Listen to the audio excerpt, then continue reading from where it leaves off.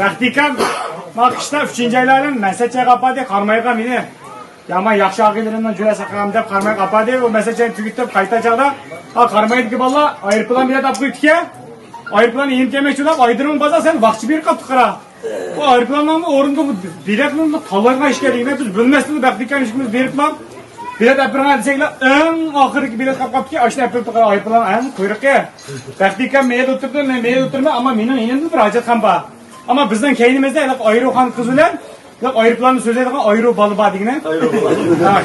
Ayrı bala. Bu sözler atı da. Ama praktikamda ayrı okan kız bilen paranlaşkısı ki kaptı yine çıraylı kız ki o. Ay zaman bunun paranlaşkısı ki kaptı kara. Sakın akızda paranla sakladı dedi. O zaman paranlaşkı yakarsan gep yaman kılsam akızı gep başına kaldı kara. Kendine kara ablam. Ayrı okan kızga. Yakışıpsız? Diyetten ayrı okan kız. Yakışıpsız ben de bana mülazmet gerek. Dedi ya mülazmet gerek emez. Ben sualım. Bu ayrıpılan hazır netçiler de şu atı dediydik ne kızga. Diyeti o kız rasyon bir ki olanı vecipske. Bu ayrıpılan hazır mal 30 adam şu atı da. Diyeti Türkiye'de bir yanı paranlaşkısı var bana. Ondan bu ayrıpılan yerdin netçilik iyi kez dediydik ne. Diyeti yerdin şu yettiğini bitirdik iyi kez. Türkiye'de bir yanı paranlaşkısı var.